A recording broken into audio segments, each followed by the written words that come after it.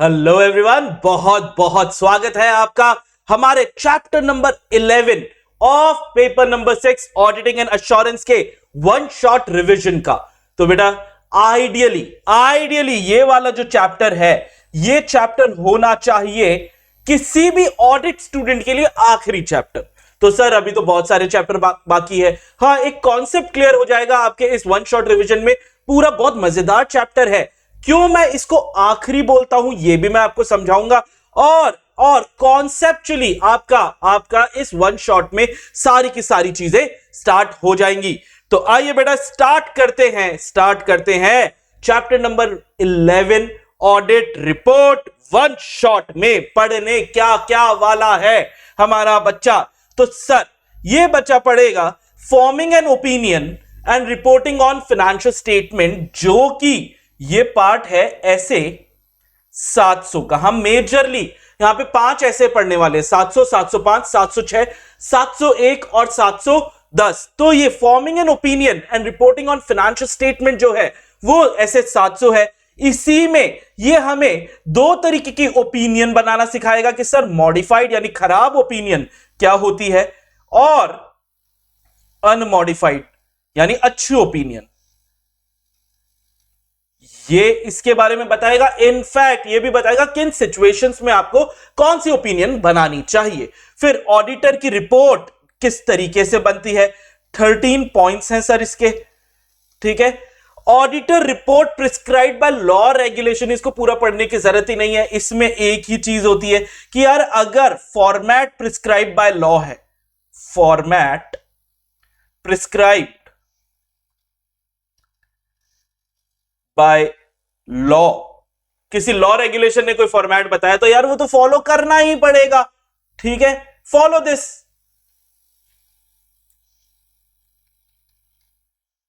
Follow it, और कोई option थोड़ी है तुम्हारे पास। लॉ रेगुलेशन के ऊपर थोड़ी चले जाओगे। लेकिन ऑडिटर चेक करेगा कि हम 13 पॉइंट्स पढ़ेंगे जो अभी थर्ड पॉइंट के अंदर थे, वो सारे के अलावा कुछ एक्स्ट्रा पॉइंट है, 13 पॉइंट भी लिख दो, वो एक्स्ट्रा पॉइंट भी लिख दो। अगर बहुत ही अलग है तो लॉ रेगुलेशन को फॉलो कर लो, खत्म बात। इतना सा है, एक पूरा टॉपिक दे दिया इसको, इसीलिए यहीं पे सल्टा दिया। फिर मॉडिफिकेशन के बारे में हम पढ़ेंगे ऐसे 705 के अंदर। Infosys of matter and other matter paragraph जो है वो है ऐसे 706, ऐसे 701 यहां पे की ऑडिट मैटर लिखा हुआ है। और फाइनली ऐसे 710 comparative information corresponding figure and comparative financial statement के बारे में पढ़ने वाले। तो मेजर अगर आप देखो यार, तो आप क्या क्या देख रहे हो, एसेज वाइज अगर हम ध्यान दें तो एक तो ये 700 आ गया, फिर यहां ये पूरा इसके ऊपर तक 700 ही चले जा रहे हैं, 705, 706, 701 और 710। ये 5 एसेज अपन लोग केटर करने वाले हैं।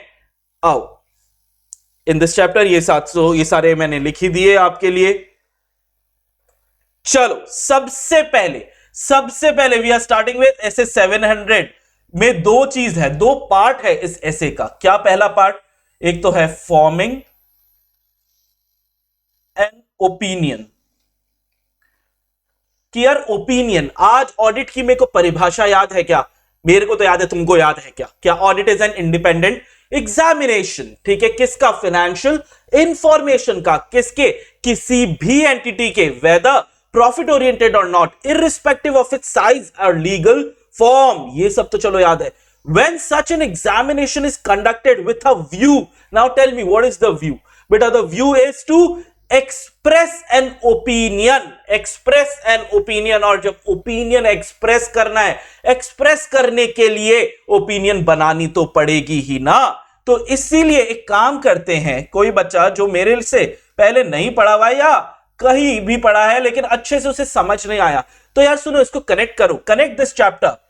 ठीक है, स्टार्टिंग में connect this chapter with DEFINITION, definition of audit. भाई आओ, ऑडिट की डेफिनेशन से इसको कैसे कनेक्ट करते हैं कि ऑडिट क्या है। Audit is an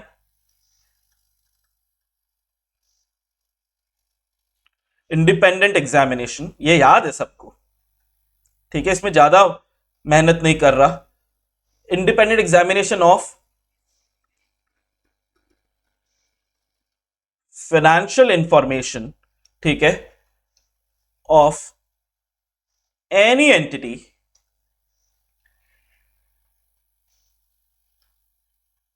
whether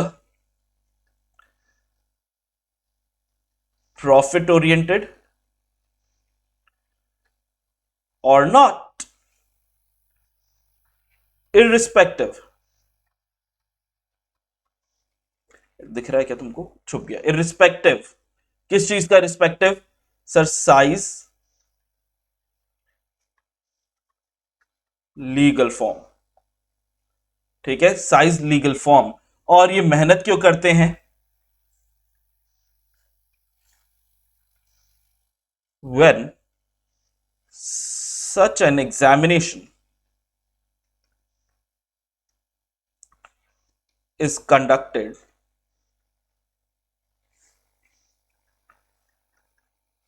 with a view to, अब मेन चीज चालू होती है, मेन चीज क्या, express an opinion. Opinion express करने के लिए ओपिनियन बनानी भी तो पड़ेगी, ये हिंदी में लिख देते हैं, दिख रहा है। अब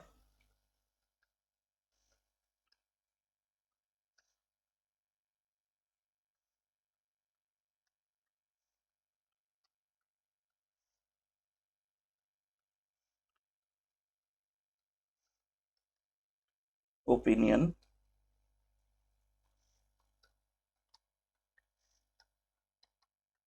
ओपिनियन बनानी भी तो होगी, ये ऐसे 700 सिखाता है, ये ऐसे 700 सिखाता है। अब समझ में आएगा तुमको कि यार अपना अल्टीमेट ऑब्जेक्टिव क्या था ऑडिट में, to express an opinion. Opinion express करने के लिए ओपिनियन बनाए कैसे, ये 700 सिखाएगा। तो 700 पहले आपको सिखाएगा कि ओपिनियन फॉर्म कैसे किया जाता है, प्लस फॉर्म करने के बाद एक्सप्रेस कैसे किया जाता है। फॉर्म तो कर लिया, एक्सप्रेस कैसे करोगे सर, रिटर्न रिपोर्ट, जिसको ऑडिट रिपोर्ट बोलते हैं, ठीक है, and expressing on financial statement. Financial statement में अपने ओपिनियन कैसे एक्सप्रेस करोगे सर, कैसे करूंगा, वाया ऑडिट रिपोर्ट है ना, वाया, तो ऑडिट रिपोर्ट कैसे बनानी है, ये चीज आप ऐसे 700 के अंदर पूरा पूरा सीखने वाले हो। तो पहले हम जब बात कर रहे हैं तो हम यार बात कर रहे हैं फॉर्मिंग एन ओपिनियन, ओपिनियन बनाई कैसे जाती है। तो देखो तुम लोग को ये वाली बातें शायद पता होंगी कि यार जब आपको ओपिनियन, ऑब्जेक्टिव क्या है सर इसका, कि जब आपको ओपिनियन फॉर्म करनी है तो आप मन से अपनी ओपिनियन फॉर्म नहीं कर सकते, ठीक है। ओपिनियन फॉर्म करने के लिए आपको इवैल्यूएशन करना है। सर किस चीज को इवैल्यूएट करूं मैं, तो सर आपको इवैल्यूएट करना है सारे वो कंक्लूजन्स जो आपने निकाले हैं ऑडिट एविडेंस से। अच्छा जी, ऑडिट एविडेंस से मैंने जो कंक्लूजन निकाले हैं, मेरे को तो याद भी नहीं है कि ऑडिट एविडेंस से कंक्लूजन कैसे निकालते हैं। तो आओ पहले, अगर जिस बच्चे को ये याद नहीं है मैं याद दिला देता हूं आपको, ये तो पता होना चाहिए ना, ऑडिट स्टेजेस ऑफ ऑडिट, नहीं स्टेजेस नहीं, प्रो स्टेप्स इन ऑडिट। क्या क्या स्टेप्स होते हैं यार, सबसे पहला काम मैं करूंगा, क्या करूंगा सर, मैं ओवरऑल ऑडिट स्ट्रैटेजी बनाऊंगा, फिर मैं ऑडिट प्लान बनाऊंगा, याद है ये चैप्टर 2। उसके बाद मैं इस प्लान को एग्जीक्यूट करने के लिए हमारी ऑडिट की स्ट्रैटेजी बनाऊंगा। अब ओएस के अंदर ऑडिट प्लान, ऑडिट स्ट्रैटेजी दोनों आ जाते हैं। ऑडिट स्ट्रैटेजी के बाद मैं बनाऊंगा ऑडिट का प्रोग्राम, है ना। अब यहां से स्टोरी देखो, ऑडिट प्रोग्राम में मैं क्या लिखने वाला हूं, ऑडिट प्रोग्राम में मैं लिखूंगा ऑडिट के प्रोसीजर्स, ठीक है। 7 प्रोसीजर याद है तुम लोग को, मैं 7 प्रोसीजर लिखने वाला हूं। प्रोसीजर से क्या मिलेगा सर मेरे को, मैं कोशिश करूंगा कि मुझे मिल जाए सफिशिएंट के आगे आगे जल्दी जल्दी, क्या तुम बता पा रहे हो, सफिशिएंट एंड एप्रोप्रिएट, क्या आएगा ऑडिट एविडेंस। अब देखना कहानी यहां से शुरू होती है, इस ऑडिट एविडेंस से ये ऑडिट एविडेंस कई सारे, जहां पे भी आप हथियार लगाओगे कोई ना कोई एविडेंस देगा। उम्मीद है कि कोई ना कोई सफिशिएंट एप्रोप्रिएट ऑडिट एविडेंस दे, जरूरी नहीं है कि वो देगा। तो हर एविडेंस का कोई ना कोई कंक्लूजन निकलेगा, ठीक है। कंक्लूजन मतलब चीजें सही चल रही है, जैसा मैनेजमेंट बता रहा है वैसी ही चल रही है या अलग चल रही है, यही तो ऑडिट होती है। तो कंक्लूजन्स, और इन कंक्लूजन सारे अलग अलग इतने एविडेंसेस है, सारे एविडेंस का कोई ना कोई कंक्लूजन है, सारे कंक्लूजन्स को अपन इकट्ठा करेंगे और इवैल्यूएशन करेंगे,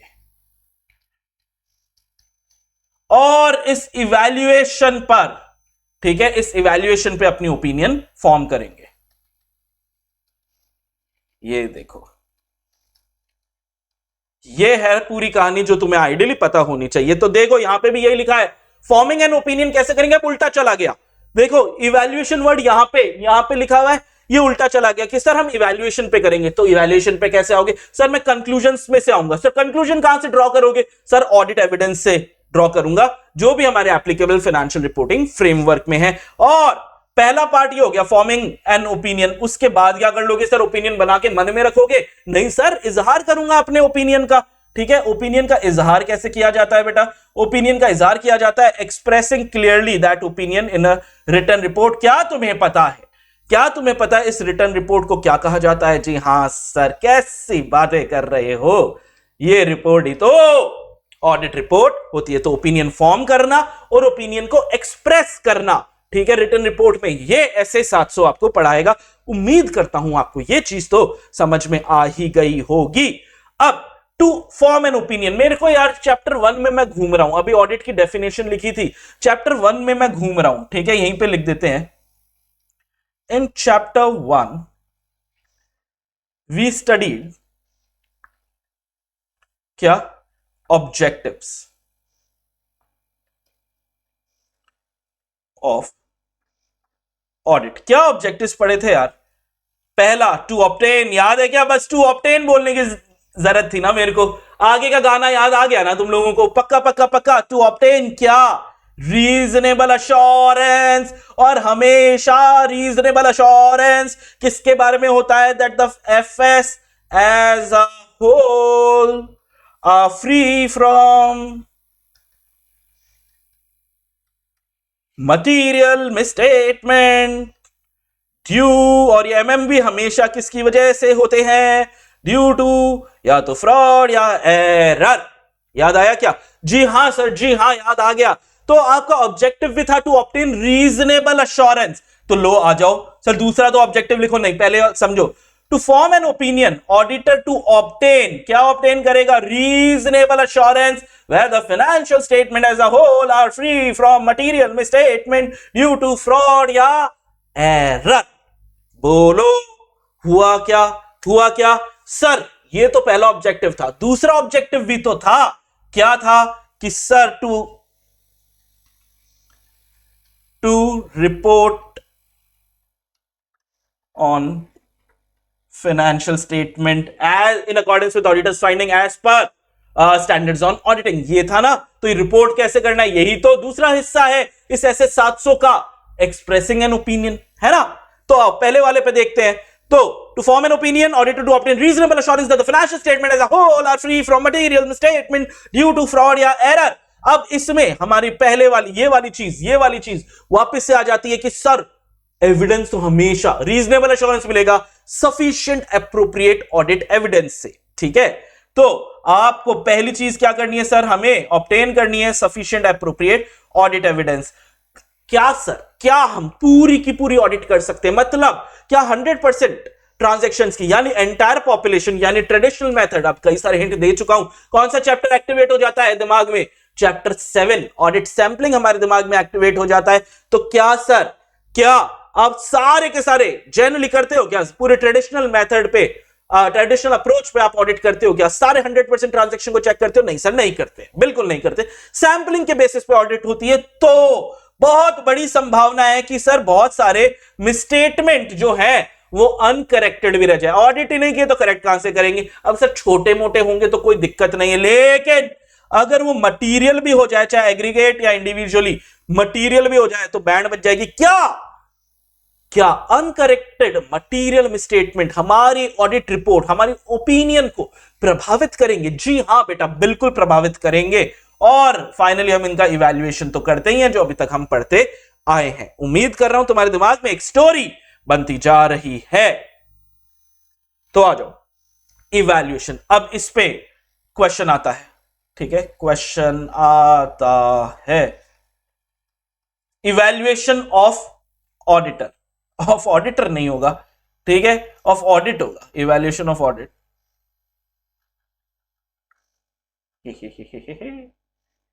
पता ही नहीं लगा। Evaluation of audit. तो सर ऑडिट की इवैल्यूएशन के लिए हम क्या देखेंगे? Main evaluation. जब आप इवैल्यूएशन इवैल्यूएशन देखो, यहां पर भी इवैल्यूएशन बोला गया है ना, हटा देते हैं इसको। फिर यहां पर भी मैंने इवैल्यूएशन बोला है, ठीक है, फिर यहां पर भी इवैल्यूएशन वर्ड आया है। तो करते क्या है? तीन जगह इवैल्यूएशन वर्ड आ गया है। क्या इवैल्यूएट करोगे? क्या देखो, कंक्लूजन में हमको समझ में आता है कि सर चीजें सही चल रही है या चीजें गलत चल रही है। इवैल्यूएशन में क्या इवैल्यूएट करोगे? देखो, ये इवैल्यूएट करोगे कि क्या फाइनेंशियल स्टेटमेंट में, financial statement applicable financial reporting framework के हिसाब से बने हैं। कोई भी फ्रेमवर्क हो आपका, ठीक है, कंपनी हो तो कंपनीज एक्ट के फ्रेमवर्क लगेंगे, ठीक है, एलएलपी हो तो उसका अलग फ्रेमवर्क है। तो क्या framework applicable financial reporting framework के हिसाब से आपने, मैनेजमेंट ने फाइनेंशियल स्टेटमेंट बनाए हैं क्या? और दूसरी चीज चेक करोगे इसकी qualitative aspect. Sir qualitative aspect में क्या देखेंगे? एक तो अकाउंटिंग प्रैक्टिस देखोगे, और क्या मैनेजमेंट का कोई बायस है इन जजमेंट, ये दो चीज देखोगे। तो ये 3 नंबर के लिए बेटा, 3 या 4 कुछ भी आ सकता है, financial statement as per applicable FRF और क्वालिटेटिव एस्पेक्ट। क्वालिटेटिव एस्पेक्ट के अंदर दो चीज और, कि क्या अकाउंटिंग प्रैक्टिस जो है वो सही है क्या? अगर गलत है तो क्या करेंगे? ऐसे 260 कम्युनिकेशन विद दोस्त चार्ज विद गवर्नेंस के हिसाब से टीसीडब्ल्यूजी को शिकायत कर दोगे। और दूसरा, कहीं कोई मैनेजमेंट ने बायसनेस, पक्षपात, ठीक है, किसी का साइड लिया है क्या? अगर है ऐसा तो ऐसे 540 के हिसाब से अकाउंटिंग एस्टिमेट रिलेटेड डिस्क्लोजर के हिसाब से बता दोगे। इवैल्यूएशन में हम ये काम करते हैं, फाइनेंशियल स्टेटमेंट एफआरएफ के हिसाब से है एप्लीकेबल, और क्वालिटेटिव, क्वालिटेटिव में क्या देखेंगे? अकाउंटिंग प्रैक्टिस एंड कोई मैनेजमेंट बायस। उम्मीद करता हूं याद हो गया होगा। याद कर लो, पॉज कर लो और याद कर लो। डनाडन, पक्का? अब बहुत ध्यान से देखना, यहां पे क्वेश्चन था इवैल्यूएशन, ठीक है, यहां पे क्वेश्चन था इवैल्यूएशन, यहां पे स्पेसिफिक इवैल्यू, यहां पे क्या था? सिर्फ इवैल्यूएशन, यहां पे स्पेसिफिकली क्या इवैल्यूएट करेंगे? अगर आप इवैल्यूएशन टॉपिक आपने पढ़ लिया तो ये उसी में से निकला है, ठीक है, स्पेसिफिक वर्ड रहेगा ही रहेगा। स्पेसिफिकली क्या इवैल्यूएट करोगे? क्या फाइनेंशियल स्टेटमेंट्स डिस्क्लोज करते हैं? क्या सिग्निफिकेंट अकाउंटिंग पॉलिसीज जिनको सिलेक्ट किया गया है और अप्लाई किया गया as per applicable financial reporting framework, ठीक है। अकाउंटिंग, कोई भी अकाउंटिंग पॉलिसी आप मन से नहीं लगा सकते सर, उनको select and applied as per applicable FRF किया गया है। अब तुम लोग को पता है मैनेजमेंट क्या करता है? प्रोविजन बनाता है, रिजर्व में ट्रांसफर करता है, ठीक है, कई सारे नाटक करता है। तो क्या जो एस्टिमेट मैनेजमेंट ने लिया है वो एस्टिमेट रीजनेबल है क्या? अनरीजनेबल एस्टिमेट तो नहीं हो गया। हमको जो फाइनेंशियल स्टेटमेंट्स में इंफॉर्मेशन है वो रेलेवेंट है, रिलायबल है, कंपेरेबल है, अंडरस्टैंडेबल है। मतलब ये चार क्वालिटीज चाहिए इंफॉर्मेशन के अंदर, ठीक है, ये 4 क्वालिटीज चाहिए फाइनेंशियल स्टेटमेंट के अंदर, ठीक है, regarding information, relevant, reliable, understandable, comparable, ठीक है। फिर क्योंकि AS1 जैसे AS भी लग जाते हैं, तो क्या फाइनेंशियल स्टेटमेंट में जो भी डिस्क्लोजर्स की जरूरत है वो किया गया है, जो भी टर्मिनोलॉजीज, शब्दों का इस्तेमाल किया। यह बच्चा कई बार कंफ्यूज हो जाता है, इसको लिख देता हूं, जो भी शब्दों का प्रयोग किया गया है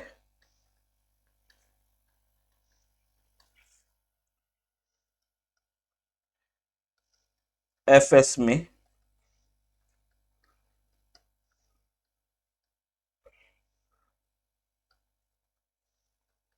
उस शब्द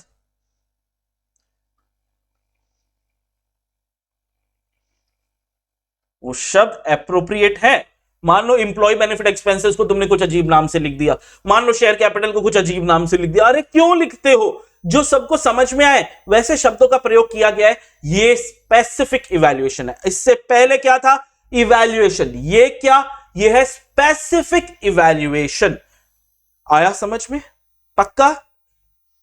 अब ये बात है, तुमको ऐसा लगता होगा ना, बचपन से पता है कि सर ओपिनियन हमारी दो तरीके की होती है। एक तो अच्छी ओपिनियन, अनमॉडिफाइड ओपिनियन, मतलब सब कुछ बढ़िया चल रहा है साहब। ऑडिटर यह कंक्लूड करता है कि फाइनेंशियल स्टेटमेंट बिल्कुल एप्लीकेबल एफआरएफ के हिसाब से है, कोई गड़बड़ी नहीं है। फाइनेंशियल स्टेटमेंट एप्लीकेबल एफआरएफ के हिसाब से है।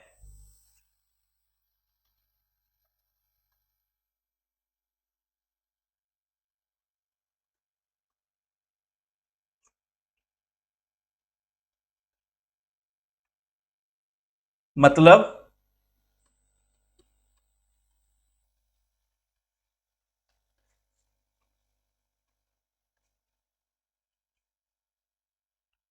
सब बढ़िया चल रहा, बिल्कुल।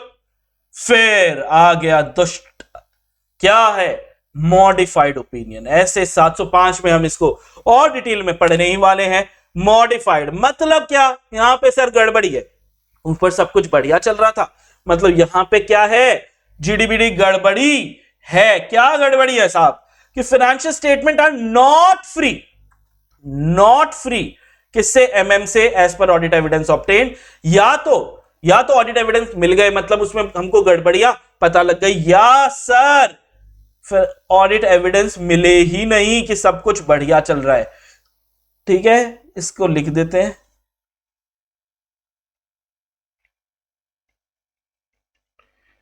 गड़बड़ी होने के साक्ष्य, ऑडिट एविडेंस प्राप्त हो गए। और ये दूसरा क्या है? अनेबल, सब सही है, इसका एई नहीं प्राप्त हुआ। सब बढ़िया चल रहा है, उसके लिए भी तो आपको एविडेंस चाहिएंगे, वो हमें नहीं मिला। डन, पक्का। अब टाइप्स ऑफ ओपिनियन, तो ऑडिटर को या तो सर ऑब्टेन हो जाएंगे सफिशिएंट एप्रोप्रिएट ऑडिट एविडेंस, या ऑडिटर को sufficient appropriate audit evidence obtain नहीं होंगे। सफिशिएंट एप्रोप्रिएट ऑडिट एविडेंस अगर मिल गए हैं ऑडिट प्रोसीजर लगा के, तो अब गड़बड़ी जो भी है, मिसस्टेटमेंट जो भी है, भाई वो मटेरियल तो होगी ही, क्योंकि इमटेरियल का तो हमें नाटक ही नहीं है, लेकिन इंपॉर्टेंट है, लेकिन उसका प्रभाव कितनी जगह है, कितनी परवेसिव है। क्या पूरे के पूरे फाइनेंशियल स्टेटमेंट की बैंड बजा दी, या सिर्फ एक पर्टिकुलर हिस्से की बैंड बजाई है? सर अगर अगर अगर वो परवेसिव भी है, यानी पूरे फाइनेंशियल स्टेटमेंट में इसका असर है, ठीक है, पूरा जहर फैल गया है सर, तब तो सर हम कुछ नहीं कर पाएंगे, एडवर्स ओपिनियन देंगे, सब कुछ गड़बड़ हो चुका है। लेकिन सर अगर अगर अगर परवेसिव नहीं है, मतलब सब जगह इसका असर नहीं है, तब हम क्या कर देंगे सर? पूरी गड़बड़ नहीं देंगे, हम क्वालिफाइड ओपिनियन देंगे कि यार बाकी सब सही है, ठीक है, बस इतनी सी दिक्कत है। इसको डिटेल में अभी मैं और आगे भी पढ़ाऊंगा। तो जब सफिशिएंट एप्रोप्रिएट ऑडिट एविडेंस मिल गए, उसमें मॉडिफाइड रिपोर्ट में क्या? मिसस्टेटमेंट मटेरियल तो है, लेकिन परवेसिव अगर नहीं है तब क्वालिफाइड। लेकिन ऑडिट एविडेंस है, मटेरियल है, मिसस्टेटमेंट है, परवेसिव है, एडवर्स। वहीं पे अगर आपको ऑडिट एविडेंस नहीं मिले, फिर भी मिसस्टेटमेंट्स मटेरियल तो है लेकिन परवेसिव नहीं है। देखो बेटा, जब भी परवेसिव नहीं होगा ना, तब तो क्वालिफाइड दोगे, फर्क नहीं पड़ता ऑडिट एविडेंस मिले या नहीं मिले, आप क्या दोगे? क्वालिफाइड ओपिनियन ही देने वाले हो।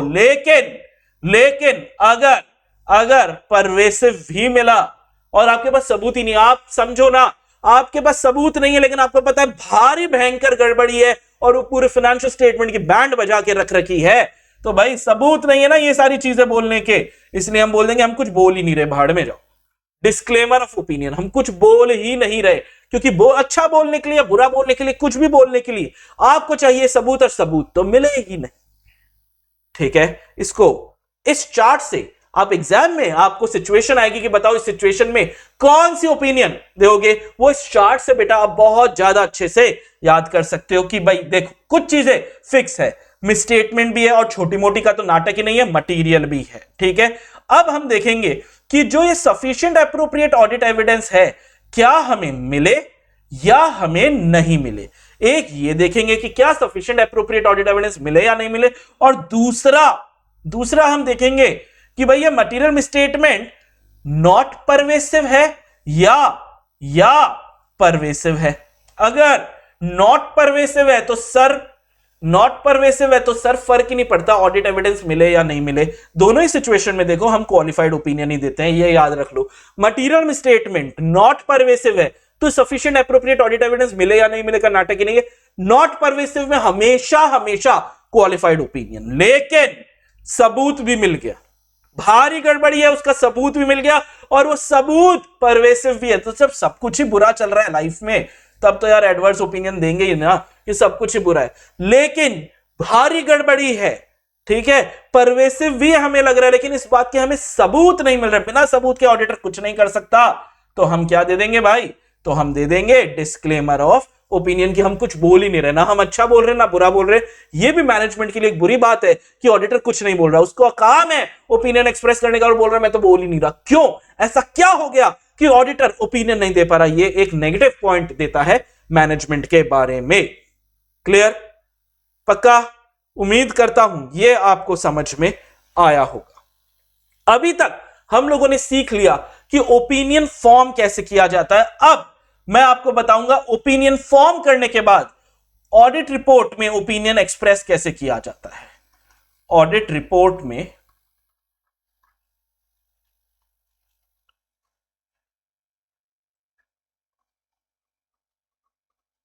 फॉर्म्ड ओपिनियन को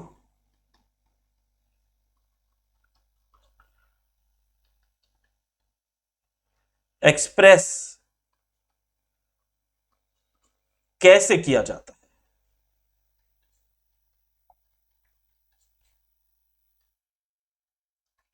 यानी कि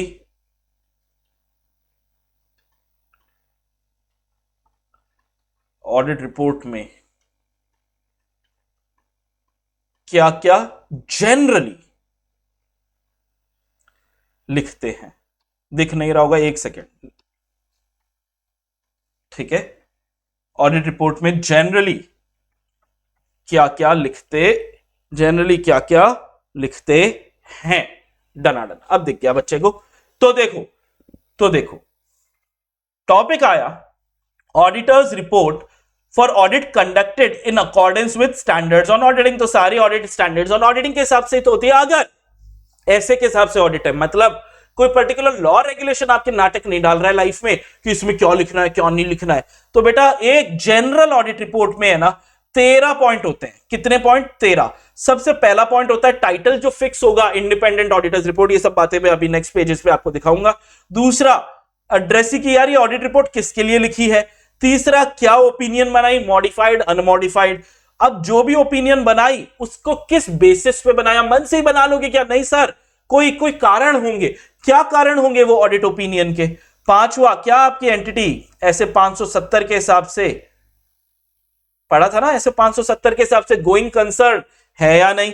छठा, की ऑडिट मैटर जो हम आगे पढ़ेंगे ऐसे 701 में पढ़ेंगे, कौन से मैटर की ऑडिट मैटर है कौन से नहीं। फिर सातवां, सर मैनेजमेंट की क्या रिस्पॉन्सिबिलिटी होती है, ठीक है। और अगर मैनेजमेंट की रिस्पॉन्सिबिलिटी आ गई तो आठवां पॉइंट आ गया कि ऑडिटर की भी क्या रिस्पॉन्सिबिलिटी आएगी। ये देखो ऑडिटर की क्या रिस्पॉन्सिबिलिटी आएंगी।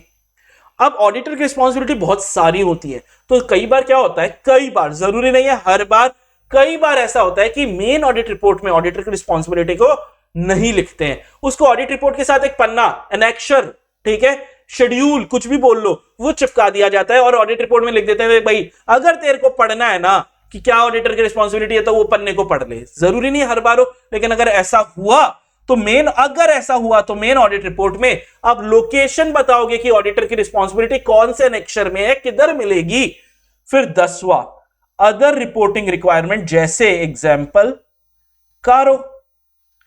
जरूरी थोड़ी है कारो हर बार हर जने पे एप्लीकेबल हो, नहीं है ना। तो अगर एप्लीकेबल है तो ये आखिरी में 3 चीजें आती हैं, 11 ऑडिटर का सिग्नेचर, 12 किस जगह बैठ के साइन कर रहा है, और 13 कितने तारीख को साइन कर रहा है। तारीख इज इंपॉर्टेंट। क्यों सर? ऐसे 560 याद करो सब्सिक्वेंट इवेंट, ऐसे 560 याद करो सब्सिक्वेंट इवेंट, तो तारीख तारीख तारीख तारीख इज वेरी इंपॉर्टेंट। चलो चलो चलो चलो, आ जाओ आ जाओ आ जाओ।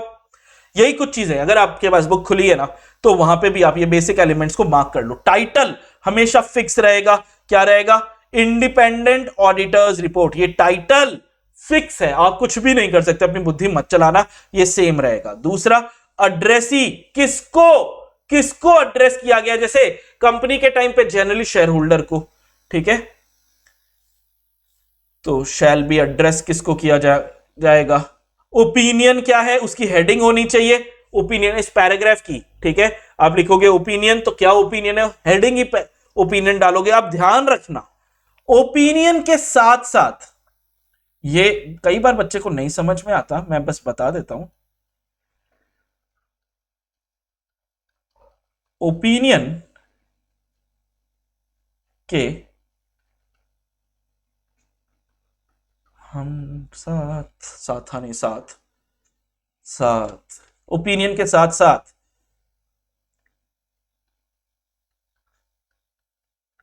नीचे लिखी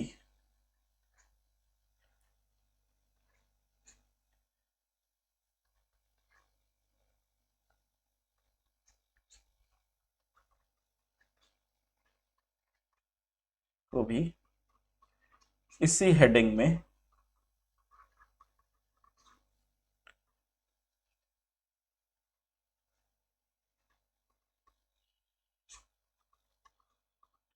ओपिनियन के साथ साथ, मतलब ओपिनियन यानी मॉडिफाइड अनमॉडिफाइड क्या कर रहे हो, ठीक है, वो तो लिखोगे। साथ में ये जो नीचे लिखी चीजें हैं, 6 चीजें, हाँ, इनको लिखना पड़ेगा। सबसे पहली चीज क्या लिखोगे? आइडेंटिफाई एंटिटी का नाम। पहली चीज क्या लिखोगे?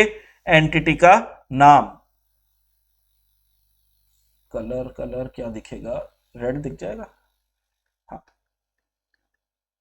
एंटिटी का नाम, ठीक है, आइडेंटिफाई द एंटिटी। दूसरा क्या करोगे सर?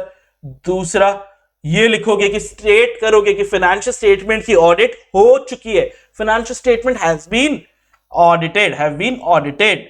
तीसरा, title of each component. Financial statement में कौन कौन से चीजों का आपने ऑडिट किया सर? ट्रेडिंग का किया, पीएनएल का किया, मैन्युफैक्चरिंग अकाउंट है तो उसका किया, बैलेंस शीट का किया, किन चीजों का, हर एक का टाइटल आप लिखोगे यहां पे।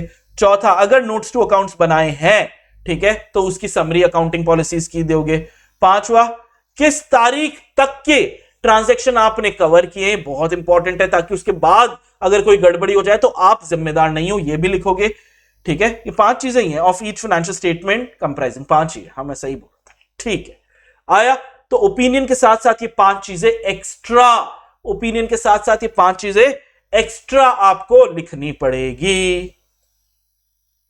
अब अनमॉडिफाइड ओपिनियन अगर है, सब कुछ बढ़िया चल रहा है, अनमॉडिफाइड ओपिनियन मतलब सब कुछ बढ़िया चल रहा है, तो सुनो, आपके शब्द जो है ना, आप इस हेडिंग में देखोगे अनमॉडिफाइड ओपिनियन, तो इस हेडिंग के अंदर कुछ शब्दों का प्रयोग करना अनिवार्य है, it's compulsory, you can not escape it. आपको क्या शब्दों का प्रयोग करना जरूरी है? ऐसे present fairly, in all material respect, या give true and fair view, ठीक है, प्रेजेंट कर रहा है fairly, true and fair view दे रहा है, सब ये बताओ कि सब बढ़िया चल रहा है। और ये शब्द जो है ना, ये बताते हैं कि सब बढ़िया चल रहा है। सर कोई ऐसे भी शब्द है क्या जिनको हम बिल्कुल भी यूज नहीं कर सकते? जी हां बेटा है। Not appropriate to use the phrases. कौन से फ्रेजेस नहीं यूज कर सकते? विद द फॉरगोइंग एक्सप्लेनेशन या सब्जेक्ट टू। ये सब क्या बताते हैं? वीकनिंग और modification of opinion. Conditional opinion suggest करते हैं कि यार कुछ नियम शर्तें लगा रहे हो, वो छोटा सा स्टार जो होता है ना टर्म्स एंड कंडीशन पे, आप वो लगा रहे हो ना। अनमॉडिफाइड ओपिनियन में कोई नियम शर्तें नहीं चलेंगी, वो छोटा सा एस्ट्रिक स्टार नहीं चलेगा। इसीलिए आप ऐसे शब्दों का प्रयोग नहीं कर सकते। Done done. चलो, ये तो अच्छी ओपिनियन, अनमॉडिफाइड ओपिनियन की बात हो गई। अब आ जाओ, मॉडिफाइड के बारे में अपन आगे बात करेंगे बेटा, 705 जब पढ़ेंगे। यहां पे मैं बता देता हूं,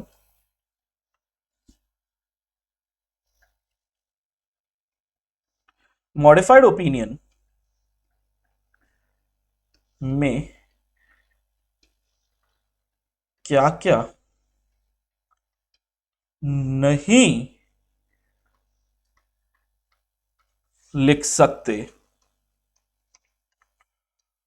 वो आगे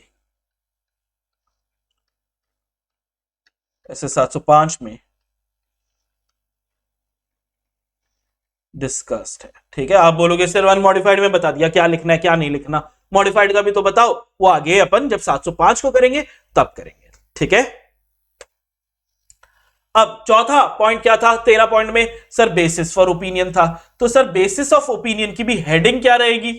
हेडिंग तो सर यही रहेगी, बेसिस फॉर ओपिनियन। ठीक है, अब कुछ चीजें आपको, जैसे ओपिनियन सेक्शन में भी ओपिनियन के साथ कुछ चीजें थी, बेसिस फॉर ओपिनियन में भी ये कुछ चीजें लिखनी है। क्या? ऑडिट कंडक्टेड एसेज के हिसाब से। ठीक है, ऑडिटर की रिपोर्ट, ऑडिटर की रिस्पॉन्सिबिलिटीज कहां पर है ये लिखोगे। ऑडिटर एंटिटी से इंडिपेंडेंट है ये लिखोगे। क्या क्या ऑडिटर को सफिशिएंट एप्रोप्रिएट ऑडिट एविडेंस मिले या नहीं ये लिखोगे। क्लियर? ये चार चीजें लिखने वाले हो आप। पांचवा गोइंग कंसर्न है, ये मैंने आपको पहले ही बता दिया था, 570 की ऑडिट मैटर 701 में अपन आगे डिस्कस करेंगे। मैनेजमेंट की रिस्पॉन्सिबिलिटी 7वें पॉइंट में है। तो ओह 7 दोबारा आ गया। मैनेजमेंट की रिस्पॉन्सिबिलिटी जनरली क्या होती है यार, तुमको अब तक तो पता ही होगा ना, फाइनेंशियल स्टेटमेंट प्रिपेयर करना मैनेजमेंट का काम है। ये असेस करना कि एंटिटी गोइंग कंसर्न है या नहीं, ये मैनेजमेंट का काम है। इनफैक्ट तो मेरे को तो वो भी लगता है इंटरनल कंट्रोल वगैरह लगाना। ठीक है, इंटरनल कंट्रोल लगाना, इंप्लीमेंट करना, लगाना लिख रहा हूं, अरे इंप्लीमेंट करना।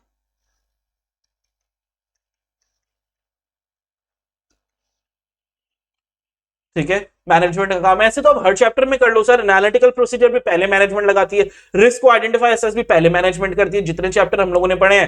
फ्रॉड वगैरह को प्रिवेंट डिटेक्ट करना, ऐसे 240 बोलता है ना, प्राइमरी ड्यूटी मैनेजमेंट। ये सारे चैप्टर की एक एक लाइन जो है वो आप इसमें डाल सकते हो। तो मैनेजमेंट की ऐसे बहुत सारी रिस्पॉन्सिबिलिटीज हो जाती है। तो सर मैनेजमेंट के तो चलो ठीक है, ये तुम लोगों को पता तो है ना ये सारी रिस्पॉन्सिबिलिटीज मैनेजमेंट की, नहीं तो मेरे को बताना, मैं बताऊं फिर तुम्हें। सर रिकॉर्डिंग हम कैसे बताएं? कमेंट सेक्शन में। ऑडिटर्स रिस्पॉन्सिबिलिटी 8वें पॉइंट में आएंगी। जनरली ऑडिटर का, ऑडिटर्स रिस्पॉन्सिबिलिटी सेक्शन में क्या लिखना है, ये ऑडिटर की रिस्पॉन्सिबिलिटीज नहीं है, ध्यान रखना, कंफ्यूज नहीं हो जाना। ऑडिटर की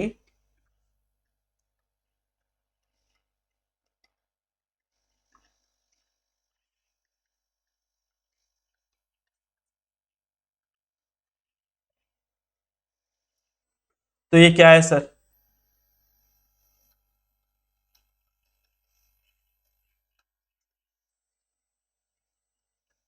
पॉइंट 8 में ऑडिटर की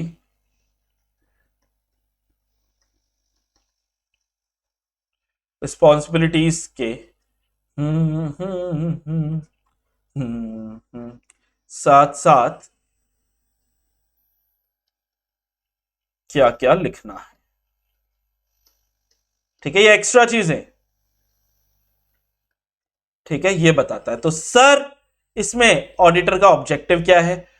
ठीक है, ये लिखना है ऑडिटर का ऑब्जेक्टिव चैप्टर 1। ये भी बताना है कि यार रीजनेबल अश्योरेंस जो है वो हाई लेवल का अश्योरेंस है, ये गारंटी नहीं है भाई साहब।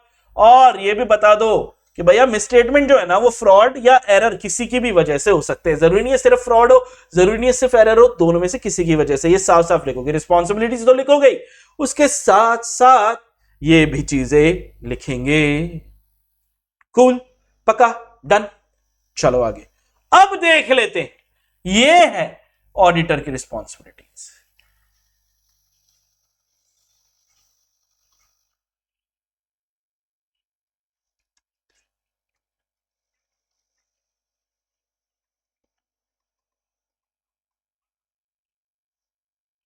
क्या क्या है सर ऑडिटर की रिस्पॉन्सिबिलिटी? ऑडिटर प्रोफेशनल जजमेंट को एक्सरसाइज करेगा, प्रोफेशनल स्केप्टिसिज्म को मेंटेन करेगा, ठीक है। डिस्क्राइब करेगा ऑडिटर की रिस्पॉन्सिबिलिटी रिलेटिंग टू कि भैया उसने 315 कर लिया क्या, आइडेंटिफाई एसेस, ठीक है, कर लिया क्या, रिस्क असेसमेंट प्रोसीजर्स लगा के आइडेंटिफाई एसेस द आरओएमएम, ठीक है, ये भी 315 का नाम ही है। To obtain understanding of the internal control, क्यों obtain understanding of the entity, environment के साथ साथ इंटरनल कंट्रोल, ठीक है। फिर अकाउंटिंग पॉलिसी सही है या नहीं, मैनेजमेंट ने गोइंग कंसेंट को सही से यूज किया है या नहीं किया, इवैल्यूएट ओवरऑल प्रेजेंटेशन वगैरह एप्लीकेबल एफआरएफ के हिसाब से है या नहीं, और अलग से ग्रुप ऑडिट अगर है यानी जॉइंट ऑडिट है अगर, तो उसमें क्या रिस्पॉन्सिबिलिटीज होती है, चैप्टर 10 में हम लोगों ने पढ़ा था, कंपनी ऑडिट में जॉइंट ऑडिटर की क्या क्या रिस्पॉन्सिबिलिटी हो जाती है। लोकेशन, मैंने बताया ये इतनी सारी रिस्पॉन्सिबिलिटीज अगर लिखेंगे तो भाई बहुत सारी जगह लग जाएगा, इसीलिए कई बार क्या होता है ऑडिटर्स जो है वो यहां पर नहीं लिखते, वो एक एनेक्सर जोड़ देते हैं ऑडिट रिपोर्ट के साथ। तो अगर अगर अगर अगर अगर अगर ऐसा काम किया है तो लोकेशन, ठीक है, बताओ विद इन द बॉडी, ये बात बताओ कि ऑडिटर रिपोर्ट में कहां मिलेगा, appendix two the auditor report में मिलेगा, with in the body of auditor report किधर है, किधर है, ठीक है, लोकेशन बता दो। अदर रिपोर्टिंग रिस्पॉन्सिबिलिटी में लीगल रेगुलेटरी रिक्वायरमेंट जैसे कारो, सिग्नेचर, प्लेस, डेट, ठीक है। डेट क्यों महत्वपूर्ण हो जाती है, रिमेंबर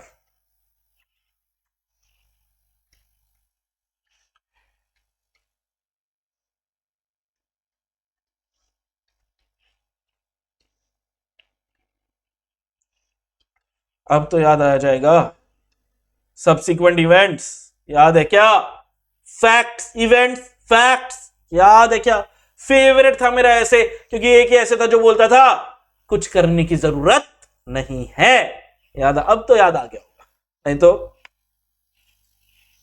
चलो, very important from exam point of view, UDIN पे सवाल आने की संभावना बहुत ज्यादा है। कि नया नाटक चालू हो गया है बेटा, क्या चालू हुआ है, unique document identification number.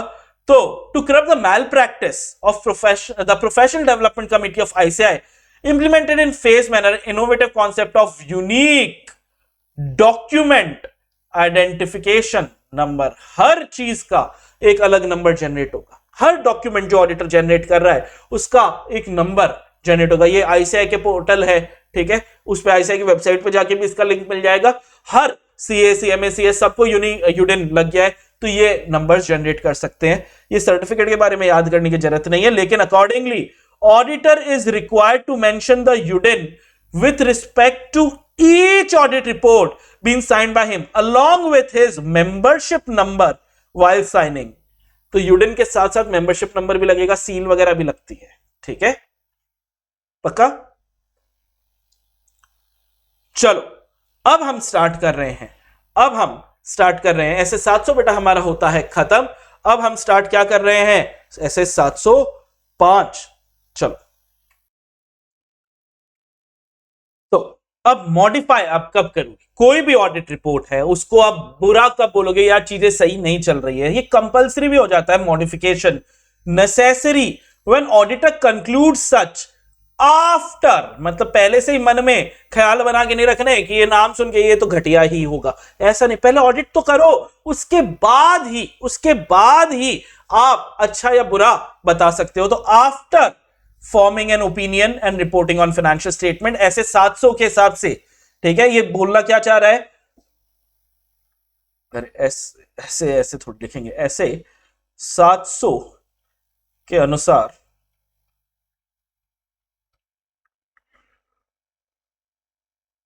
Audit करने के बाद ही, ठीक है, अगर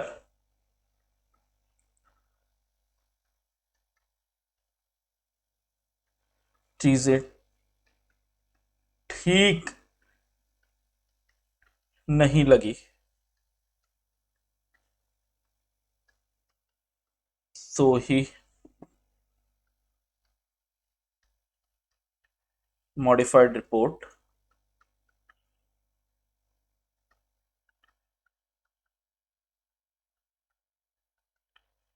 तो ही मॉडिफाइड रिपोर्ट दी जाएगी। अब सर्कमस्टेंसेस, ये तुम लोग को पहले से पता है बेटा, तो कौन से सर्कमस्टेंसेस होंगे ये एग्जाम में? सर्कमस्टेंसेस वर्ड इंपॉर्टेंट है, जब मॉडिफिकेशन करने पड़ेगा ही पड़ेगा, मतलब ऑप्शन नहीं है। और ये तुमको पता है कब? जब या तो ऑडिट एविडेंस मिल गए या ऑडिट एविडेंस नहीं मिले। सर ऑडिट एविडेंस किस बात के? सर गड़बड़ी के, कि financial statement not free from MM है, ठीक है, not free from material misstatement है, इसके सबूत भी मिल गए, तब हम बैंड बजा देंगे। या सब कुछ सही है, इसका सबूत नहीं मिला, ठीक है, unable to obtain sufficient appropriate audit evidence that concludes that financial statement are free, सब सही है, इसका भी तो सबूत चाहिए, ये नहीं मिला, ठीक है, financial statement are free from material misstatement, तब भी हम क्या कर देंगे? इसका अगर सबूत नहीं मिला तो हम मॉडिफाई कर देंगे। डनाडन डनाडन। चले आगे। ये ऐसा नहीं लग रहा बचपन से आता है सर हमको ये वाली चीज कि मॉडिफाइड ओपिनियन कितने प्रकार की होती है? जब हैविंग ऑब्टेन्ड, या तो आपको सबूत सर मिल गया या आपको कुछ भी कर लो सबूत नहीं मिला, sufficient appropriate audit evidence conclude कि मिसस्टेटमेंट भी है, चाहे इंडिविजुअली चाहे एग्रीगेट। अब अगर ये कहा गया, हाँ ये रहा, ऑडिट एविडेंस भी मिल गया है, ठीक है, मटीरियल भी है, लेकिन सर परवेसिव नहीं है ना।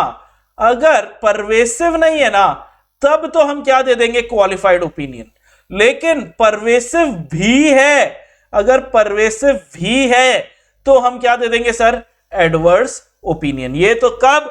जब ऑडिट एविडेंस मिल गया। मटीरियल, अब सर आप बोलोगे एविडेंस मिला या नहीं मिला, इसका नाटक कब नहीं है? जब परवेसिव नहीं है, क्योंकि अगर परवेसिव नहीं है ना, परवेसिव नहीं, मटेरियल तो है ही है, लेकिन अगर परवेसिव नहीं है ना तो सर कुछ भी कर लो, चाहे सबूत मिले चाहे नहीं मिले, ठीक है। आप क्या दोगे?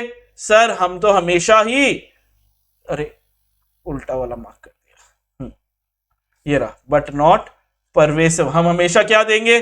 सर हम हमेशा क्वालिफाइड ओपिनियन ही देंगे, चाहे सबूत मिले या नहीं मिले, ठीक है। लेकिन अगर सबूत नहीं मिले, बाकी तीन चीजें टिक है कि मटेरियल है, परवेसिव है, मिसस्टेटमेंट तो है ही है, तब हम क्या देंगे सर? हम बैंड बजा देंगे by doing disclaimer of opinion. Disclaimer की वजह से हम बैंड बजा देंगे। ये आपने वो चार्ट बनाया था उससे अच्छे से याद हो जाता है कौन सी ओपिनियन मैटर, कब क्वालिफाइड दें, कब एडवर्स दें, कब डिस्क्लेमर दे। सर ये किन बातों पर डिपेंड करता है? तो अप्रोप्रिएटनेस, ठीक है, कि कौन सी ओपिनियन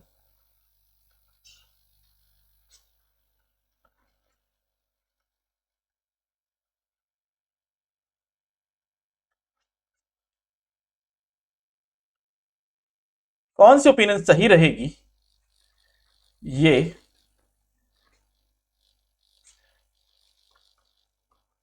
किन बातों पर निर्भर, ये किन बातों पे निर्भर करता है भाई? दो, और एप्रोप्रिएटनेस, दो बातों पे। नेचर क्या है मैटर का, और ऑडिटर्स जजमेंट अबाउट परवेसिवनेस। क्या ऑडिटर को लगता है ये हर जगह इसका इंपैक्ट आएगा या हर जगह नहीं आएगा, इस पे डिपेंड करेगा, ठीक है। नेचर में क्या, कि क्या फाइनेंशियल स्टेटमेंट मटेरियली मिसस्टेटेड है या आर मटेरियली मिसस्टेटेड। कब बोलेंगे? और ऐसे ऐसे एकदम फाइनेंशियल स्टेटमेंट में गड़बड़ी ही गड़बड़ी है, when AE obtained, ठीक है। जब आप इतना कॉन्फिडेंटली कब बोलोगे कि यार फाइनेंशियल स्टेटमेंट में गड़बड़ी है ही है, इतना कॉन्फिडेंटली तो आप तभी बोलोगे ना जब ऑडिट एविडेंस मिल गए। लेकिन अगर ऑडिट एविडेंस नहीं मिले तो आप क्या बोलोगे? शायद गड़बड़ी है, फाइनेंशियल स्टेटमेंट में भी मटेरियल मिसस्टेटेड। ये आप कब बोलोगे? सर जब हमें audit evidence, inability to obtain sufficient appropriate audit evidence, ये आप तब बोलोगे। मे बी जैसे वर्ड आप कब लगाओगे? जब आपको ऑडिट एविडेंस नहीं मिले, तो शायद गड़बड़ी है, ठीक है, इस पर डिपेंड करेगा। Basis of opinion, when the auditor modifies the opinion, obviously अगर मॉडिफाइड ओपिनियन होगी तो जो हमारा फोर्थ पॉइंट है ना, fourth point out of 13 points, 13 points में से जो चौथा पॉइंट था बेसिस फॉर ओपिनियन, ठीक है, उसकी भी हेडिंग मॉडिफाई हो जाएगी। ये तो इजी सी बात है। Amend the heading basis of opinion to, जिस भी तरीके की आपकी मॉडिफाइड है, बेसिस फॉर क्वालिफाइड ओपिनियन है, क्वालिफाइड ओपिनियन दिया तो इसकी हेडिंग हो जाएगी बेसिस फॉर क्वालिफाइड, या बेसिस फॉर एडवर्स, या basis for disclaimer of opinion. जिस भी तरीके का आपका मॉडिफाइड ओपिनियन है उसके तरीके से ये इसकी हेडिंग भी, चौथे पॉइंट की हेडिंग भी बदल जाएगी। उम्मीद करता हूं कि आपको समझ में आ रहा होगा। अब एग्जाम में ये क्वेश्चन बहुत बार आता है, तो समझो, आ जाओ। Inability to obtain sufficient appropriate audit evidence, क्यों नहीं मिला आपको sufficient appropriate audit evidence? Sir, due to management imposed limitation, management ने लिमिटेशन लगा दी थी, इस वजह से मेरे को सफिशिएंट एप्रोप्रिएट नहीं मिला। तो सर मैंने चैप्टर 1 में पढ़ा है कि अगर मैनेजमेंट लिमिटेशन लगा दे तो ऐसी ऑडिट एक्सेप्ट ही मत करो। अगर आपको पहले ही पता है कि आप डिस्क्लेमर देने वाले हो तो ऐसी ऑडिट आप एक्सेप्ट ही मत करो। ये तो चैप्टर 1 में पढ़ा था। लेकिन हुआ क्या ना सर, हुआ कि after the auditor has accepted the engagement, मैं पहले ही सर एंगेजमेंट को एक्सेप्ट करके बैठा था, उसके बाद में मैनेजमेंट ने ना लिमिटेशन लगाई। ओहो, एक बार कमिट हो गए, उसके बाद सही रूप दिखे उनके, तब क्या करें? तब क्या करें? चलो पहले तो देखो बेटा क्या करते हैं अपन। अब यार कमिट हो ही चुके हो तो यार सीधा तो लड़ नहीं सकते, पहले तो प्यार से, बाबू सोना please remove the limitation, please remove the limitation. और बाबू सोना पिघल गए तो मैनेजमेंट रिमूव द लिमिटेशन, कोई दिक्कत ही नहीं है, रहो committed, proceed with the audit procedure, कोई दिक्कत ही नहीं है। लेकिन ऐसा होता है? नहीं होता बेटा, नहीं होता। मैनेजमेंट बोल रहा है, बाबू सोना बोल रहा है, भाड़ में जाओ। Management refuses to remove the limitation, भगो यहां से, ठीक है। अब मैनेजमेंट की, बाबू सोना की शिकायत किससे करे? बाबू सोना के पापा मम्मी से, है ना। Communicate with the TCWG and perform alternative procedure, TCWG को शिकायत कर दो। लेकिन उससे भी काम नहीं बना, still unable to obtain sufficient appropriate audit evidence. अब क्या करेंगे? चला, अगर नॉट परवेसिव है, मटेरियल तो है ही, तो क्वालिफाइड दे दो। परवेसिव भी है और सबूत नहीं मिल रहे हैं तो बेटा डिस्क्लेमर। लेकिन ध्यान देना, आप सीधा ही डिस्क्लेमर नहीं दे सकते। डिस्क्लेमर से पहले अगर मौका मिलता है ना तो तलाक ले लो, विड्रॉ फ्रॉम द एंगेजमेंट, मौका मिलता ही। लेकिन अगर वो पॉसिबल नहीं है तभी डिस्क्लेमर दो, ये ध्यान रखना। ये पता नहीं क्यों लोग, मैं देख रहा हूं बिग फोर्स भी कई बार डिस्क्लेमर दे देती है। अरे क्यों दे रहे हो, जब ऐसे ने साफ साफ लिखा है कि मौका मिले तो ऑडिट छोड़ दो, विड्रॉ कर लो। नहीं मौका मिल रहा है, लॉ रेगुलेशन अगर नहीं अलाउ कर रहा है विड्रॉ करने का, तब डिस्क्लेमर दो। और मैंने बड़ी बड़ी बिग फोर्स की भी ऑडिट रिपोर्ट्स देखी है बेटा डिस्क्लेमर वाली। आई डोंट नो व्हाई, जब ऑप्शन है विड्रॉ करने का, मैं बताऊं सिर्फ लालच है, सिर्फ लालच है कि ऑडिट फीस नहीं छोड़ेंगे, ठीक है। डिस्क्लेमर दे देंगे लेकिन ऑडिट फीस नहीं छोड़ेंगे, विड्रॉ करने से तो फीस चली जाएगी ना, तो ये गलत चीज है। मौका मिले तो आईसीआई क्या बोलता है भाई, विड्रॉ कर लो। विड्रॉ नहीं कर पा रहे हो तब डिस्क्लेमर दो, तो डायरेक्टली डिस्क्लेमर नहीं दिया जाता। चलो, मैंने बोला था ना, मैंने बहुत पहले बोला था कि सर, कहां बोला था मैंने कि, ओहो बहुत ही ज्यादा पहले बोला था, ये मॉडिफाइड ओपिनियन में क्या क्या नहीं लिख सकते वो आगे ऐसे 705 में डिस्कस्ड है। तो अब वो टॉपिक आ गया है बेटा, मॉडिफाइड ओपिनियन में क्या क्या नहीं लिख सकते वो अब अपन लोग डिस्कस करेंगे।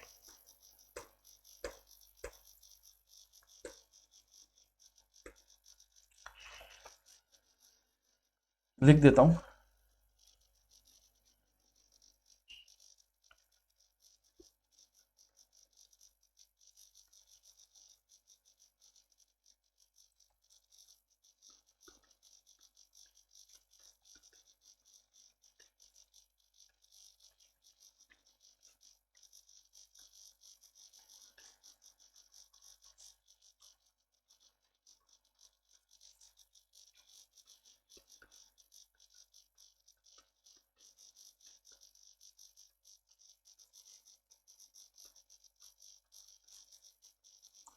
ठीक है, अपन ये बात करेंगे कि मॉडिफाइड ओपिनियन में क्या लिखना है सर।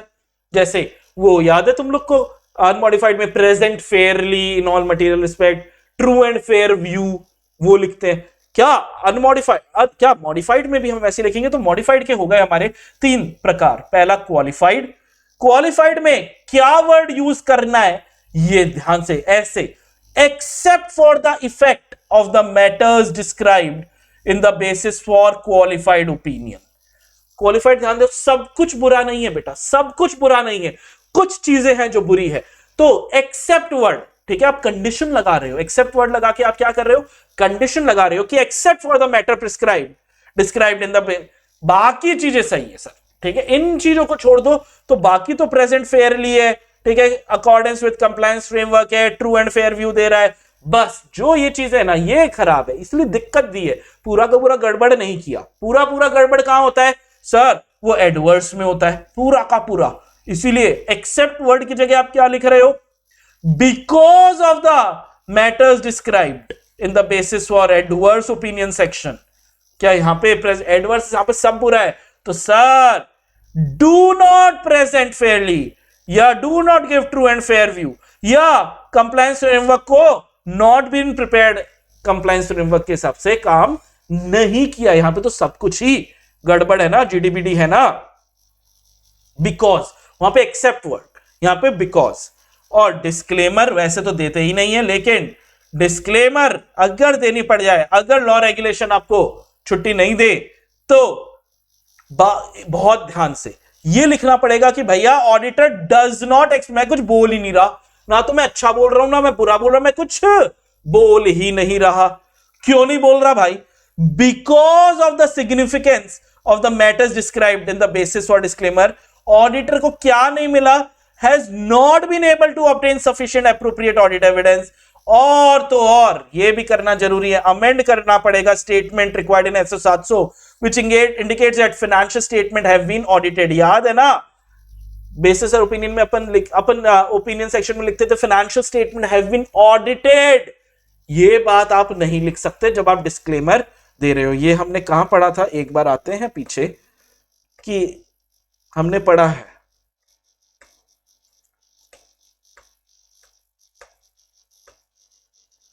ये रहा, state that financial statement have been audited. ये बात कहां नहीं लिख सकते भाई, यहीं पे लिख देता हूं।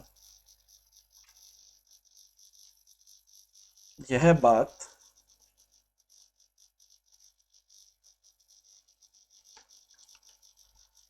डिस्क्लेमर ऑफ ओपिनियन में नहीं,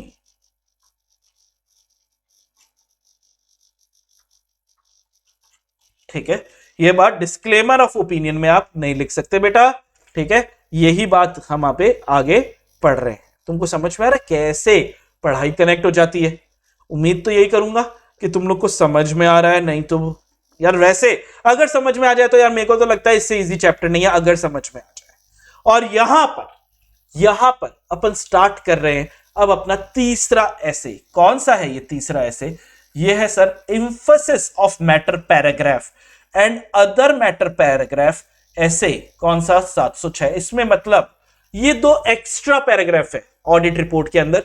मतलब सर वो 13 पॉइंट पढ़े थे, उसके अंदर तो ये 2 पैराग्राफ का नाम ही नहीं था, emphasis of matter and other matter. जी हां 13 पॉइंट में नाम क्यों नहीं था? क्योंकि ये एडिशनल कम्युनिकेशन है यूजर को। तो सर ये कंपलसरी नहीं है क्या? नहीं बेटा, necessary as per auditor judgement. अगर ऑडिटर को लगता है ये देना है तो ही देगा, ये कंपलसरी नहीं है। कंपलसरी नहीं है इसीलिए उन 13 पॉइंट्स के अंदर अपन ने इसको नहीं डाला था। कंपलसरी होता तो डालते ही ना, एक 14 पॉइंट कर देते, लेकिन कंपलसरी नहीं है, ये नेसेसरी ऑडिटर जजमेंट है।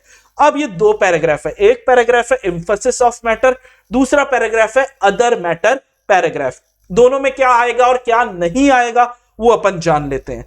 तो एम्फसिस ऑफ मैटर पैराग्राफ में क्या आएगा पहले देखो, ये मैं एम्फसिस ऑफ मैटर पैराग्राफ में क्या लिख सकते हो, और बाद में अपन पढ़ेंगे कि अदर मैटर पैराग्राफ में क्या चीजें आती है, दोनों कैसे अलग हैं, ठीक है, ये पढ़ेंगे। तो एम्फसिस ऑफ मैटर में आप वो ही चीजें लिख सकते हो जो ऑलरेडी प्रेजेंटेड है फाइनेंशियल स्टेटमेंट में, और ऑडिटर को लगता है कि ये यूजर को फाइनेंशियल स्टेटमेंट समझ में और अच्छे से आएंगे। इस बात को मैं अलग से लिख रहा हूं। एम्फसिस ऑफ मैटर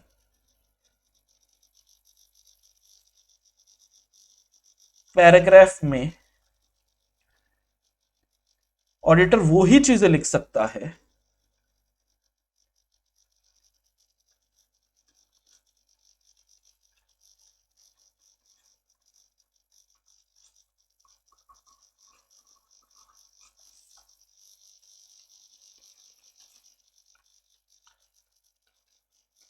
जो फाइनेंशियल स्टेटमेंट में कहीं ना कहीं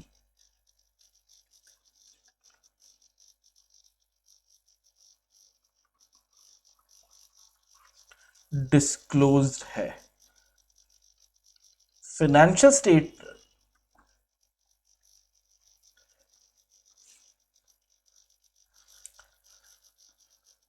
अदर मैटर पैरा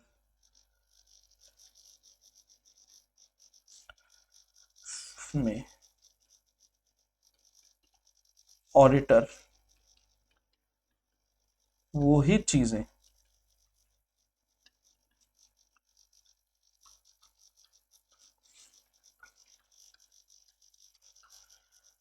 लिख सकता है जो एफएस के बाहर है। ठीक है, क्योंकि एफएस के अंदर की किसी चीज के बारे में लिखता तो वो तो यूएम में ही लिखता। ठीक है, एफएस के बाहर की कोई चीज जो ऑडिटर को लगता है कि यार ये बता देनी चाहिए, तो वो कहां लिखेगा?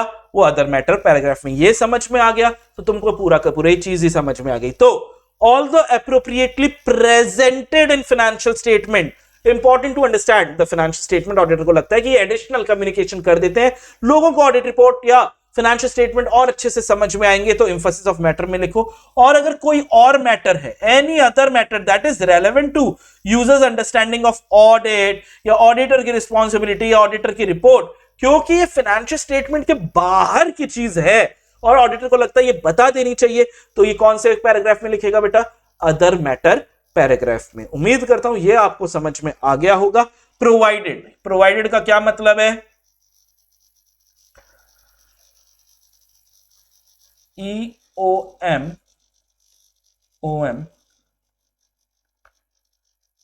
पैरा में क्या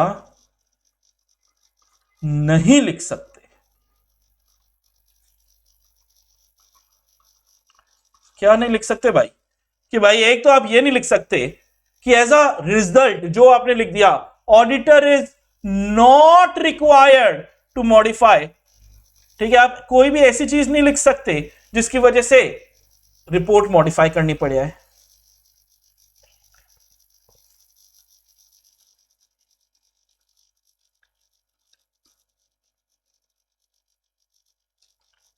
कोई भी ऐसी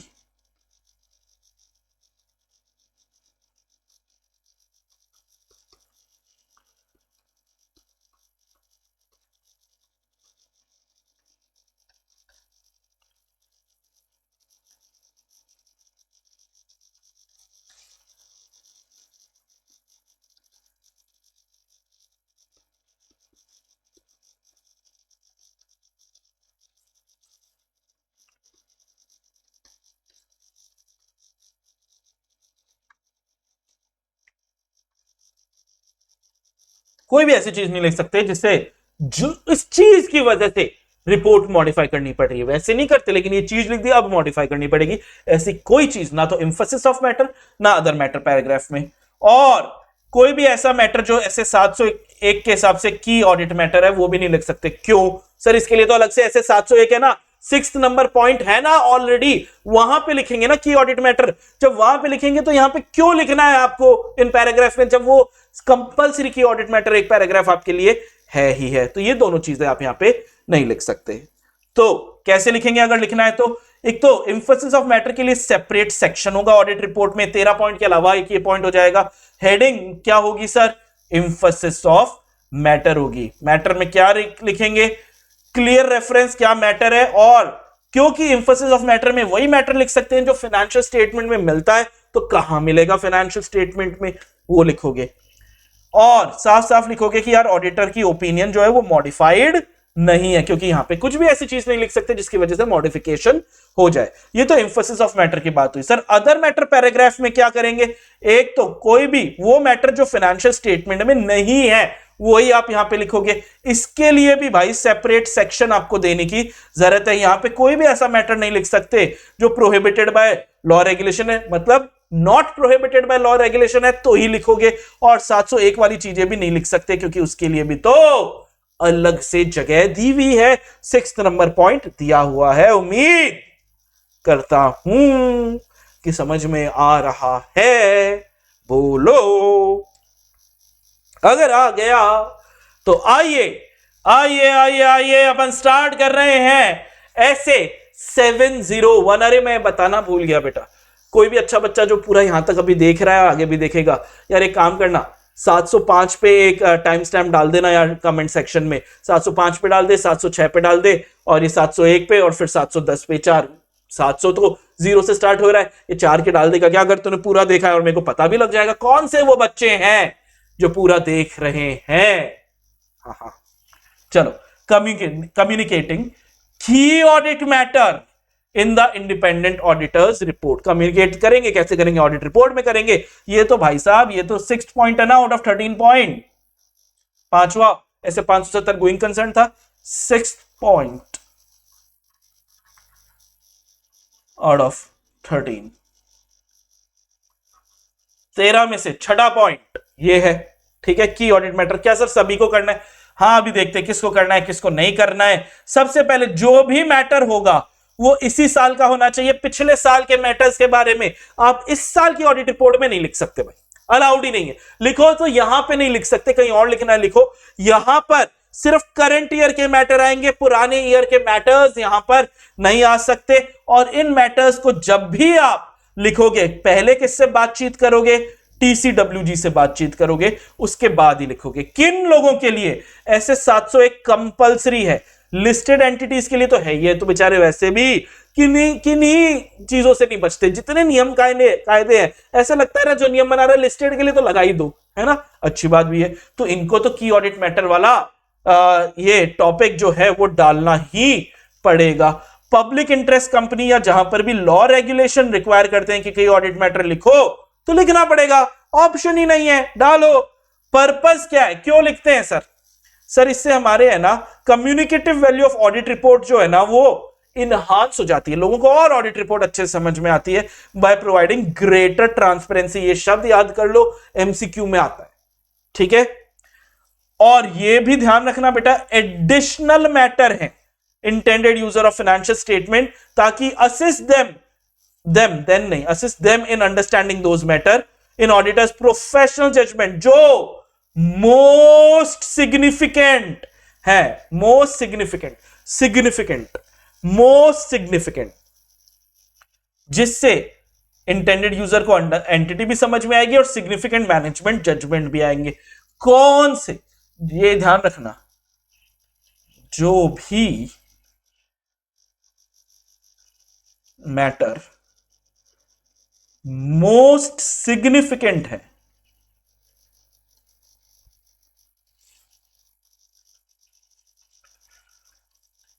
वो की ऑडिट मैटर है।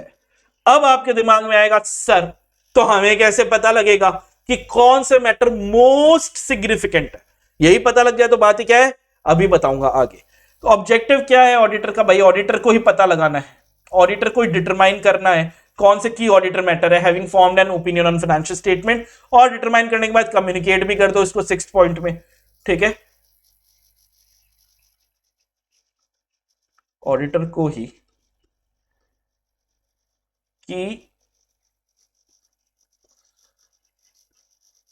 की ऑडिट मैटर का पता लगाना है। पता कैसे लगाएगा? अपने प्रोफेशनल जजमेंट पे प्लस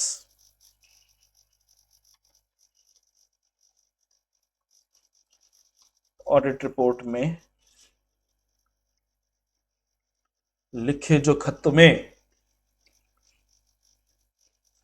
ठीक है, ऑडिटर को भी पता लगाना है और कम्युनिकेट करना है। तो अब कौन से हैं की ऑडिट मैटर?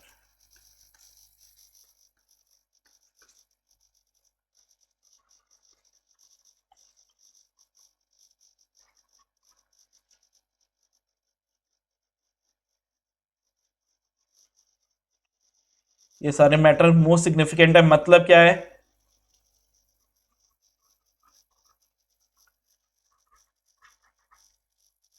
ये सारे की ऑडिट मैटर है। कौन कौन से? सर जहां पर भी रिस्क ऑफ मटेरियल मिसस्टेटमेंट ज्यादा होगा तो यार रिस्क है, ये तो की ऑडिट मैटर होगा ही ना। वही कैसे याद करोगे? सिग्निफिकेंट रिस्क आइडेंटिफाइड, ठीक है, इन accordance with SA 315। Significant risk, area of ROMM, significant risk, ये की ऑडिट मैटर है। दूसरा, सिग्निफिकेंट ऑडिटर का जजमेंट, किसके बारे में? In related to areas in financial statement that involve significant management का जजमेंट। कोई मैनेजमेंट ने सिग्निफिकेंट जजमेंट लिया, उस पर ऑडिटर ने भी सिग्निफिकेंट जजमेंट लिया, वो एक की ऑडिट मैटर होगा क्योंकि सिग्निफिकेंट है। तीसरा, सिग्निफिकेंट इवेंट या ट्रांजैक्शन, सिग्निफिकेंट, छोटे मोटे नहीं, सिग्निफिकेंट। सिग्निफिकेंट वर्ड समझ में आया क्यों बार बार मैं भी लिख रहा था? क्योंकि सिग्निफिकेंट रिस्क, सिग्निफिकेंट ऑडिटर का judgment about significant management judgment, significant event या significant transaction that occur during the period, क्योंकि पिछले सालों का तो ले ही नहीं सकते, ये सारे की ऑडिट मैटर हैं। कम्युनिकेशन, हर मैटर के लिए एप्रोप्रिएट सब हेडिंग होगी, मतलब पॉइंट 6 की ऑडिट मैटर, पहला मैटर सब हेडिंग 1 उसका मैटर, दूसरा सब हेडिंग 2 उसका मैटर, तीसरा सब हेडिंग 3 उसका मैटर, ऐसे लिखोगे। यहां पे क्या नहीं लिख सकते? Is not a substitute for disclosure in financial statement at applicable FRF require management to achieve fair presentation. ये यहां पे नहीं लिख सकते कि मैनेजमेंट को फेयर प्रेजेंटेशन के हिसाब से एफएस बनाना है, क्योंकि ये बात तो मैनेजमेंट रिस्पॉन्सिबिलिटी में लिखेंगे।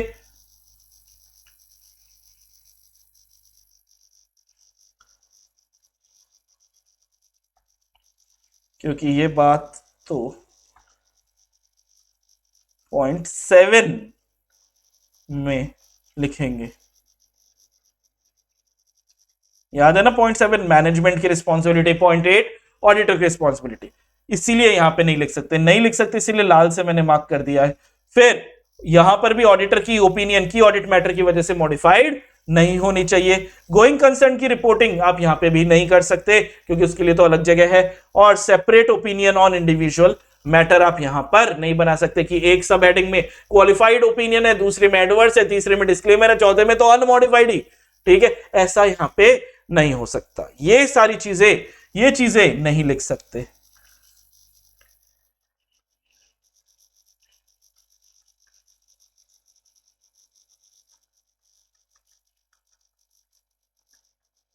पॉइंट 6 की ऑडिट मैटर, पॉइंट 6 में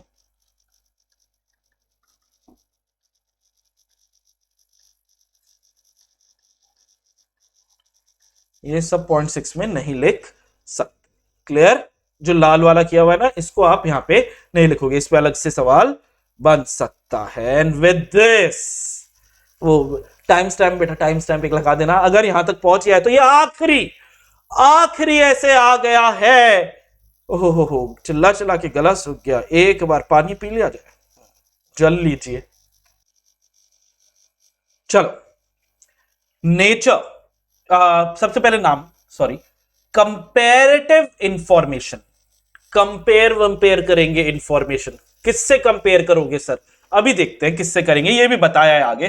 comparative information, corresponding figures and comparative financial statement. Corresponding, same figure, जैसे तुम लोग कैश फ्लो स्टेटमेंट में करते थे ना बेटा, कि पिछले साल शेयर कैपिटल कितनी थी, इस साल शेयर कैपिटल कितनी हो गई, इंक्रीज हुई है, डिक्रीज हुई है, उसके हिसाब से कैश फ्रॉम फाइनेंसिंग एक्टिविटी को तुम प्लस माइनस करते रहते थे, मतलब तो एक इस साल की इंफॉर्मेशन को सेम नाम share capital of this year इस क्या कंपेयर करते हो? Corresponding figure of previous year, ठीक है, सेम।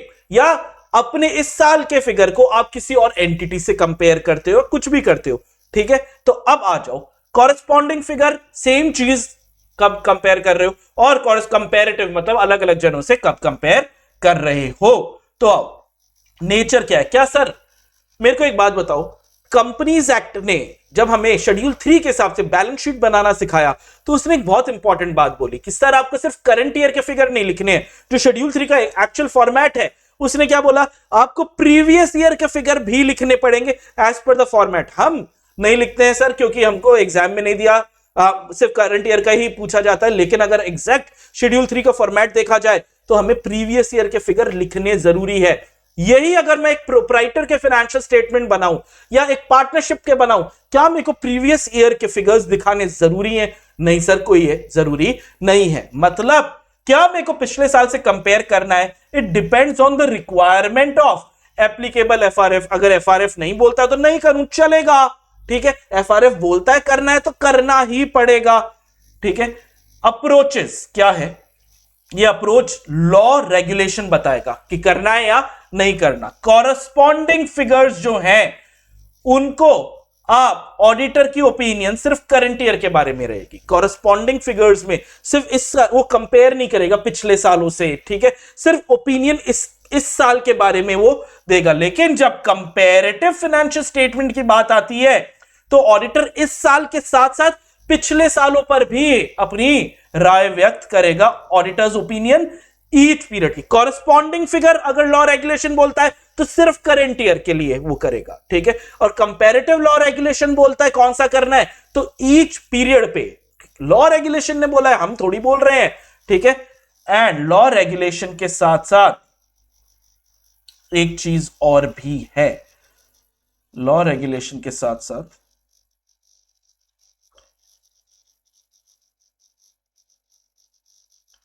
एक चीज और भी है। क्या है?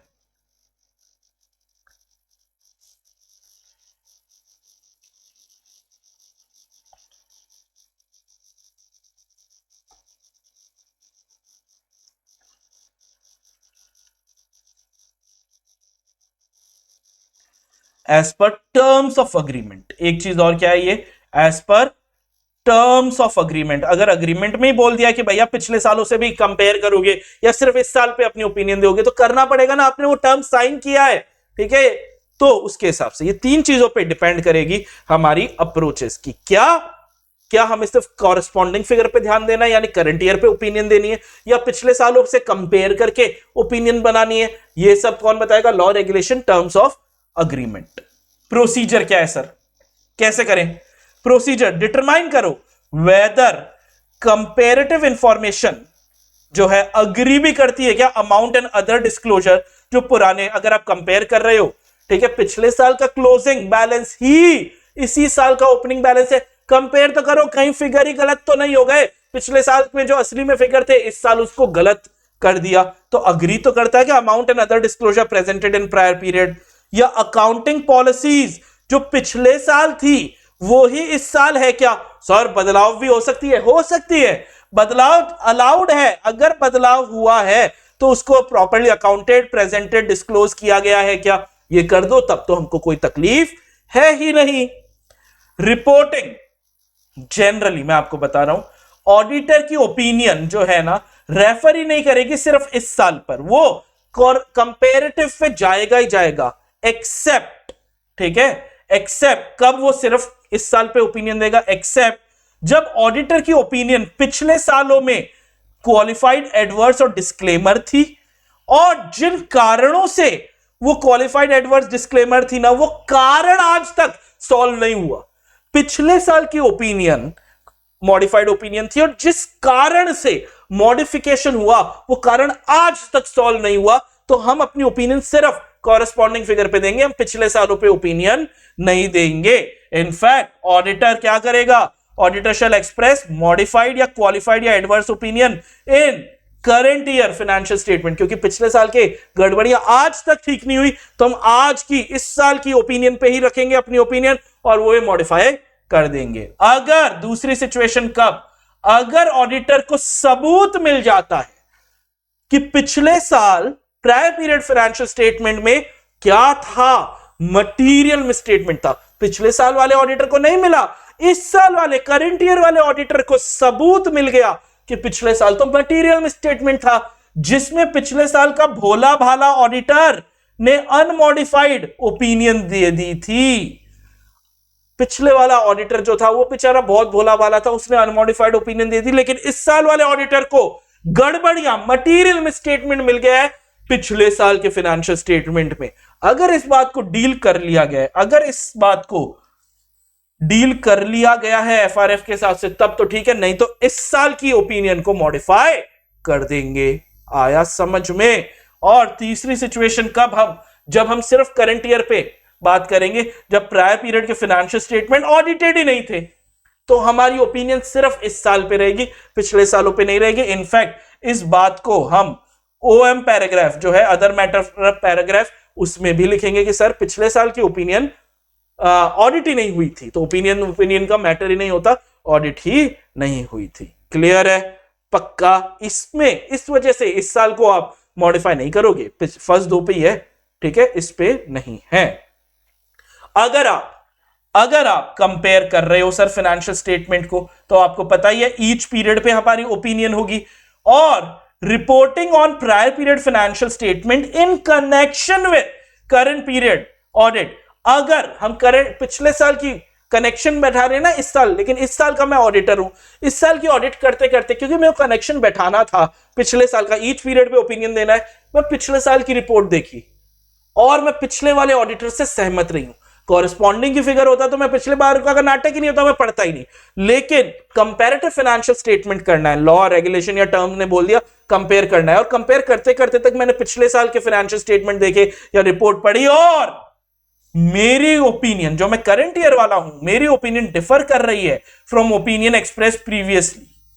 पिछले ऑडिटर से मेरी ओपिनियन डिफर कर रही है, तब मैं क्या करूं? उसको सर पकड़ के पीट के आ जाऊं? अरे नहीं रे, अहिंसा परमो धर्म।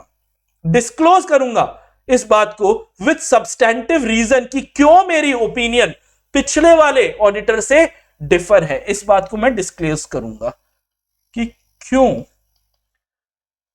करंट ईयर ऑडिटर की ओपिनियन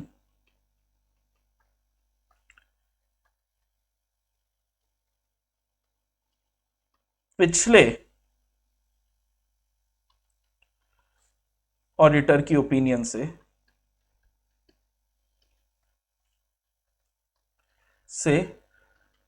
डिफर करती है। ये विथ सब्सटेंटिव रीजन देना बहुत जरूरी है बेटा। ऐसे ही बस मन हो गया डिफर करने का, नहीं चलेगा। तुम किसी ऑडिटर पे सवाल उठा रहे हो, नहीं चलेगा। ये बात आप कहां बताओगे?